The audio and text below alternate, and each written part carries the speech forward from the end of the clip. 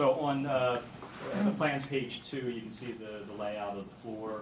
You can see our back of house, and you can see the first floor area.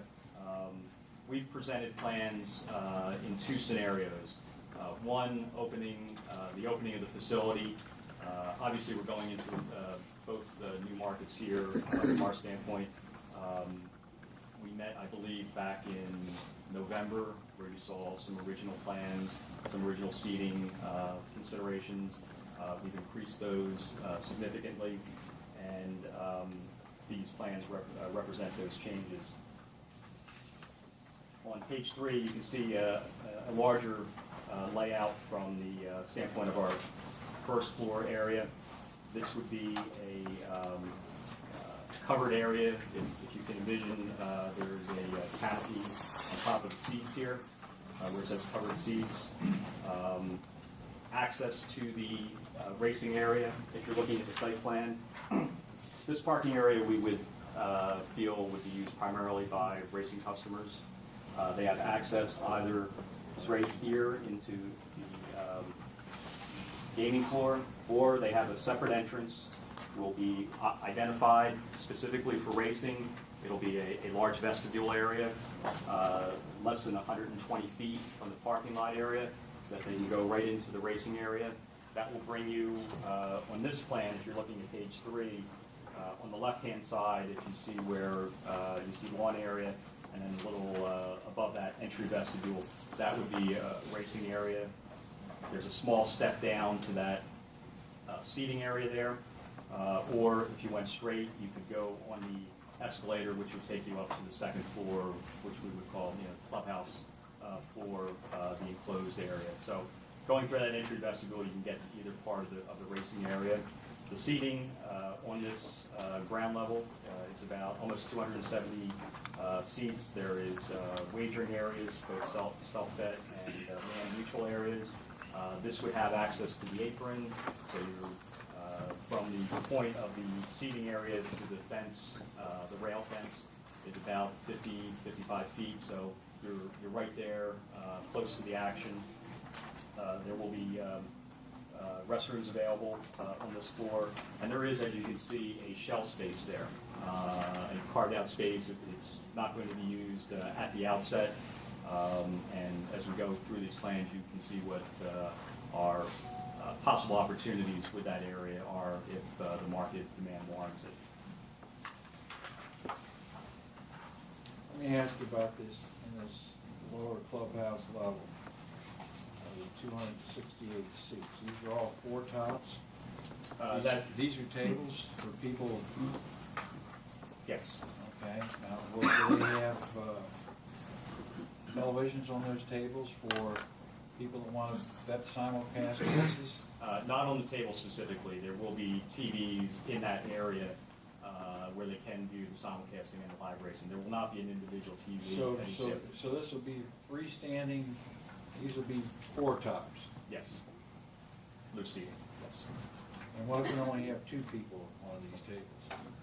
Then there's 2 people at the table. So do we cut this back from 268? This is assuming everybody likes everybody and they can all sit together?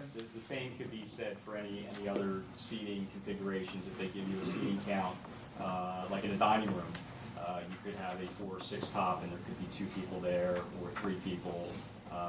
It's whatever comes down. That would be our what we would call our max seating. What type other amenities are here? Is there food service here? In the initial setup, there's not.